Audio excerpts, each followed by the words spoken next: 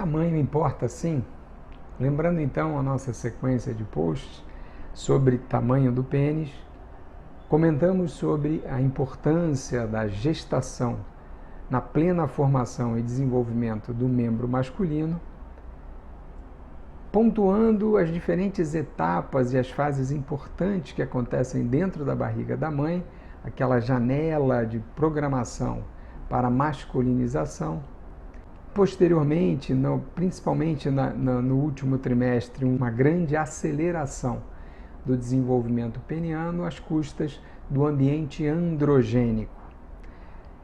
Falamos no último post sobre a mini-puberdade, então depois do nascimento, uma outra fase fundamental para o desenvolvimento do pênis, onde a ação hormonal propiciada pelos hormônios produzidos pelo cérebro, que vão estimular os testículos a produzirem quantidades maiores de testosterona, vão dar um grande impulso para o desenvolvimento de vários órgãos e tecidos, principalmente a genitália externa. No sexo biológico masculino, essas etapas são muito importantes. Mas o pênis não para o desenvolvimento aí. Existe então um período em que há um crescimento pequeno e finalmente a puberdade. Então a puberdade é um momento muito importante para os meninos, para o desenvolvimento sexual dos nascidos com o sexo biológico masculino. Então na puberdade, o que vai acontecer? Primeiro, é um momento que varia com a idade, entre 9 e 11 anos, pode iniciar o processo da puberdade, e o que a gente vai observar é um aumento do volume dos testículos, que são, na verdade, a fábrica de produção dos hormônios e dos espermatozoides, e com essas alterações nós vamos percebendo a ação androgênica se manifestando em outras estruturas. Então, na região genital e nas mamas, a gente começa a perceber algumas mudanças nos meninos. Os pelos pubianos vão aparecendo e no início são muito raros e lisos. A pele do pênis vai se modificando, a bolsa escrotal aumenta de volume, os testículos também já se percebe um aumento de volume. Pode aparecer uma ginecomastia, que é o aumento da mama nos meninos, e isso todo mundo se lembra numa determinada época, nesse momento da puberdade, em que tinha vergonha de tirar a camisa, porque aparecia um peitinho e tal. Isso é a ação do estrogênio. O homem sim também produz estrogênio, e a principal fonte de estrogênio no homem é um metabólito da testosterona. Então a testosterona ela é aromatizada, a ação de uma enzima chamada aromatase vai propiciar a formação do estradiol, que é um tipo de estrogênio presente e importante também no sexo masculino. Interessante também perceber que para que o médico, o profissional de saúde, possa acompanhar esse desenvolvimento que vai acontecendo durante a puberdade, que é um momento de muitas mudanças, a gente tem e segue algumas escalas, alguns padrões, e a escala mais conhecida é de Marshall e Turner, que são pesquisadores, que desenvolveram essa escala há muito tempo. 1969 é a data dessa publicação, e ela é utilizada até hoje. Então isso você encontra facilmente na internet, os vários momentos de mudança e a correlação mais ou menos com a época e a idade em que isso acontece. Então é bacana conhecer isso até para os filhos, né? Para a gente explicar que tudo isso vai acontecendo e tem o objetivo mágico de transformar o corpo de um menino no corpo de um homem adulto.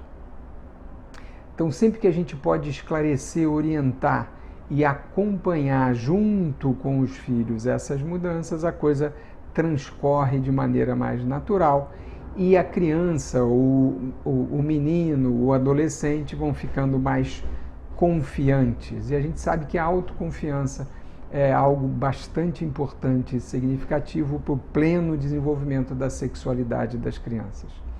Então, na escala de Turner, a gente vai vendo que os testículos vão crescendo, a bolsa escrotal vai ficando maior, o pênis vai se desenvolvendo e passando por várias etapas, se assemelhando ao pênis do adulto. O pelo pubiano é um marcador importante porque ele muda as características.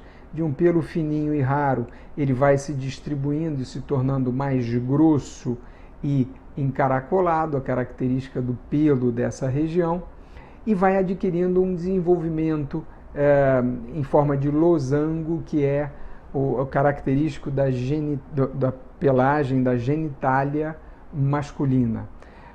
Os pelos axilares se desenvolvem numa etapa mais posterior, e também a barba, né, que os adolescentes gostam muito quando começam a poder mostrar a barba e aí a brincar com a estética da face de maneira bem variada, como a gente vê hoje em dia. Então, todo esse processo da puberdade não só tem um simbolismo muito grande para o adolescente, como é uma etapa fundamental para o pleno desenvolvimento do pênis.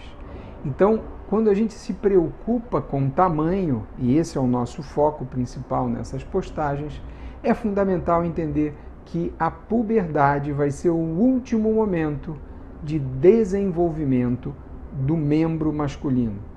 Finda a puberdade, então no final da puberdade, a gente não tem mais uma alteração estrutural do pênis. E essa é uma grande dúvida dentro da pesquisa médica e do conhecimento científico, é por que o pênis para de se desenvolver? Né? Por que ao fim da puberdade, o que se modifica para que exista então essa interrupção do crescimento? Alguns podem pontuar, mas é o nível do hormônio testosterona que se modifica e etc.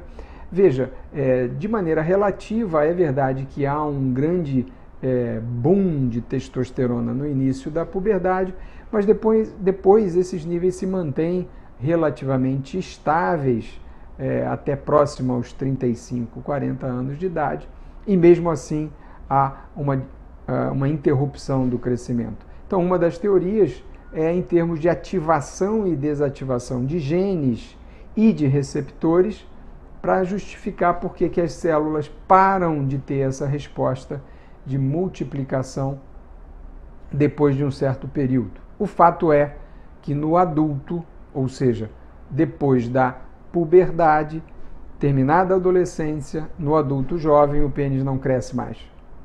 Por que essa informação é importante?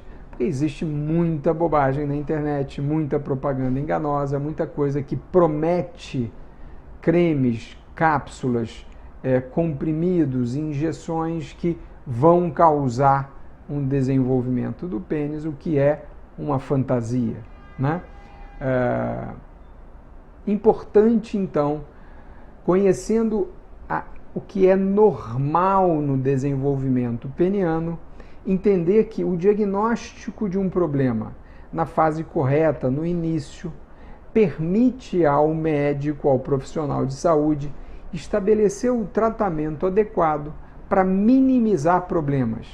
Então, quando a gente faz uma ênfase aqui de que tamanho importa, é óbvio que o que a gente está querendo é desfazer crenças e mitos e chamar a atenção de que é um assunto sério, né? Existe ciência por trás disso. E é importante entender que para quem tem um problema ligado ao desenvolvimento do pênis, procurar um profissional capacitado e oferecer à criança, ao recém-nascido, à criança ou ao mesmo ao adolescente, o tratamento adequado é fundamental para que ele se desenvolva e se torne um adulto com saúde. Não podemos, então, menosprezar a importância da estética genital como parte da sexualidade do homem. Bem, falamos um pouquinho da puberdade, um assunto interessante e bastante conhecido, né? E no próximo post a gente vai falar finalmente sobre como medir o pênis. Então estamos comentando aqui a seriedade e a importância desse assunto, tamanho do pênis. Na próxima postagem vamos falar de maneira bem prática e objetiva como o profissional de saúde faz a medida do pênis. Então não percam, acompanhem. Peço a sua colaboração acessando o site para ver alguns assuntos interessantes sobre sexualidade masculina e, como sempre, peço a sua sugestão, sua crítica, o envio da sua dúvida para esse e-mail que aparece aqui.